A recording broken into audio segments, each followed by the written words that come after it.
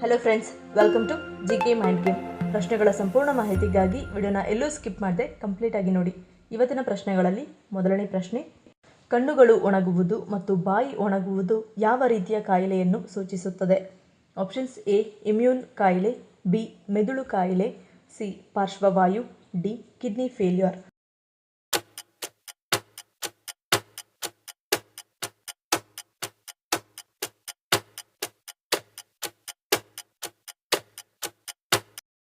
ಸರಿಯಾದ ಉತ್ತರ option A immune ಕಾಯಿಲೆ. ಈ ರೀತಿಯ ಸಮಸ್ಯೆ ವಿಶ್ವದಲ್ಲಿ 0.1ರಿಂದ 4% ಜನರಲ್ಲಿ ಕಂಡುಬರುವುದು. ಸ್ಟೋಗ್ರಿನ್ಸ್ ಸಿಂಡ್ರೋಮ್ ಎಂಬುದು ಆಟೋ ಇಮ್ಯೂನ್ ಕಾಯಿಲೆಯಾಗಿದ್ದು, ತಮ್ಮ ದೇಹದ ರೋಗನಿರೋಧಕಗಳು ತಪ್ಪಾಗಿ ನಮ್ಮ ಜೀವಕಣಗಳು ಹಾಗೂ ನರಗಳಿಗೆ ಹಾನಿಯುಂಟಾಗುವುದು. ಬ್ಯಾಕ್ಟೀರಿಯಾ ಅಥವಾ ವೈರಸ್ ಸೋಂಕಿನಿಂದ ಈ ರೀತಿ ಉಂಟಾಗಬಹುದು. ದೇಹದ ಪ್ರತಿಕಾಯಗಳು ಮೊದಲಿಗೆ ಎಂಜಲು ಹಾಗೂ ಕಣ್ಣೀರಿನ ಗ್ರಂಥಿಗಳನ್ನು ಬಾಧಿಸುತ್ತವೆ. ಕಣ್ಣಿನಲ್ಲಿ ನೀರು ಕಡಿಮೆಯಾಗುವುದು. ಇದು ದೇಹದ ಇತರ ಭಾಗಗಳಾದ ಕಿಡ್ನಿ, ಲಿವರ್, ಶ್ವಾಸಕೋಶ, ಮೂಳೆಗಳು, ಥೈರಾಯ್ಡ್ ಗ್ರಂಥ, ನರಗಳಿಗೆ ಹಾನಿಯುಂಟು ಮಾಡುವುದು. ಪುರುಷರಿಗೆ ಹೋಲಿಸಿದರೆ ಮಹಿಳೆಯರಲ್ಲಿ ಈ ಸಮಸ್ಯೆ ಹೆಚ್ಚಾಗಿ ಕಂಡುಬರುತ್ತದೆ.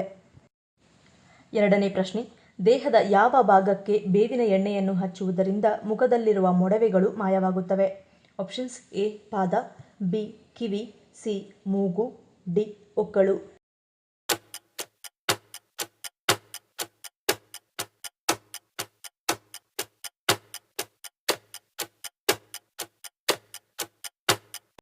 ಸರಿಯಾದ ಉತ್ತರ ಆಪ್ಷನ್ ಡಿ ಹೊಕ್ಕಳು. ಮುಖದಲ್ಲಿರುವ ಮೊಡವೆಗಳು ಸದಾಕಾಲ ಬೇಡದ ಅತಿಥಿಗಳಾಗಿರುತ್ತವೆ. ಹೊಕ್ಕಳಿಗೆ ಬೇವಿನ ಎಣ್ಣೆ ಹಚ್ಚುವುದರಿಂದ ಪವಾಡವೆಂಬಂತೆ ಮೊಡವೆಗಳು ಮಾಯವಾಗಿ ನಮ್ಮ ಮುಖದ ಲಕ್ಷಣ ಹಿಂತಿರುಗುತ್ತದೆ.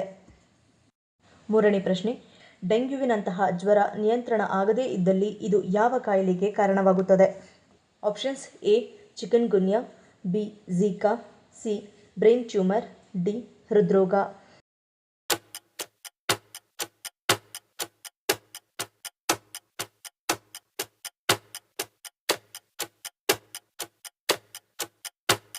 ಸರಿಯಾದ ಉತ್ತರ ಆಪ್ಷನ್ ಎ ಮತ್ತು ಬಿ. ಡೆಂಗ್ಯೂ ಜ್ವರ ನಿಯಂತ್ರಣ ಆಗದೇ ಇದ್ದಲ್ಲಿ ಮಾರಕ ಕಾಯಿಲೆಗಳಾದ ಚಿಕನ್ ಗುನ್ಯಾ, ಝೀಕಾ ವೈರಸ್ ಕಾಯಿಲೆ ಬರಬಹುದು. ಆದ್ದರಿಂದ ಹೆಚ್ಚಾಗಿ ಸೊಳ್ಳೆಗಳಿರುವ ಪ್ರದೇಶಕ್ಕೆ ಹೋಗುವುದು ಅಥವಾ ಸೊಳ್ಳೆಗಳನ್ನು ನಿಯಂತ್ರಿಸುವಲ್ಲಿ ಎಚ್ಚರ ವಹಿಸುವುದು ಒಳಿತು. ನಾಲ್ಕನೇ ಪ್ರಶ್ನೆ, ಭಾರತದ ದಕ್ಷಿಣ ಭಾಗದಲ್ಲಿರುವ ನೀಲಗಿರಿ ಬೆಟ್ಟಕ್ಕೆ ನೀಲಗಿರಿ ಎಂದು ಹೆಸರು ಬರಲು ಕಾರಣವೇನು? ಆಪ್ಷನ್ಸ್: ಎ ದಟ್ಟವಾದ ಅರಣ್ಯ, ಬಿ ಮೋಡಗಳಿಂದ ತುಂಬಿರುವುದು, ಸಿ ಹೆಚ್ಚು ನೀಲಗಿರಿ ಮರಗಳು, ಡಿ ಹೂವಿನ ಹೆಸರು.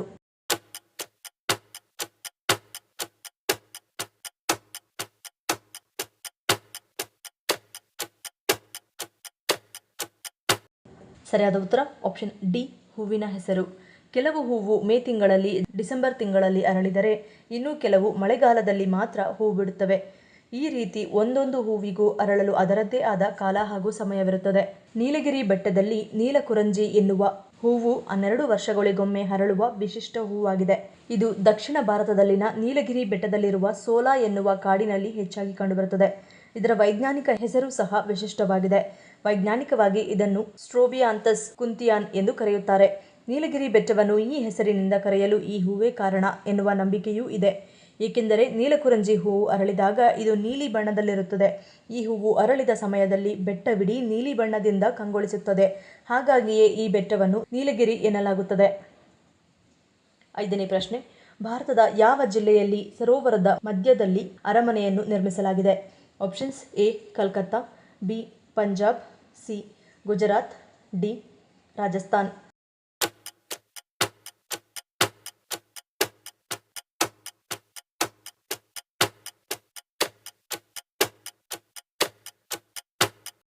ಸರಿಯಾದ ಉತ್ತರ ಆಪ್ಷನ್ ಡಿ ರಾಜಸ್ಥಾನ್.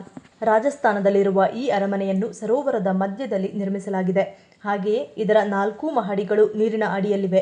ಜೈಪುರದಿಂದ ಆಮೇರ್ ರಸ್ತೆಯಲ್ಲಿ ಮಾನಸಾಗರ ಸರೋವರದ ಮಧ್ಯದಲ್ಲಿರುವ ಈ ಅರಮನೆಯನ್ನು ಕ್ರಿಸ್ತಶಕ 1799ರಲ್ಲಿ ಸವಾಯಿ ಜೈಸಿಂಗ್ ನಿರ್ಮಿಸಿದರು. ಅರವಳ್ಳಿ ಬೆಟ್ಟಗಳ ಗರ್ಭದಲ್ಲಿರುವ ಜಲ್ ಮಹಲ್ ಅನ್ನು ಐಬಾಲ್ ಎಂದು ಕೂಡ ಕರೆಯಲಾಗುತ್ತದೆ. ಇದರ ಹೊರತಾಗಿ ಇದನ್ನು ರೊಮ್ಯಾಂಟಿಕ್ ಪ್ಯಾಲೇಸ್ ಎಂದು ಸಹ ಕರೆಯಲಾಗುತ್ತದೆ. ಏಕೆಂದರೆ ರಾಜ ತನ್ನ ರಾಣಿಯೊಂದಿಗೆ ವಿಶೇಷ ಸಮಯವನ್ನು ಕಳೆಯಲು ಈ ಅರಮನೆಯನ್ನು ಬಳಸುತ್ತಿದ್ದನು.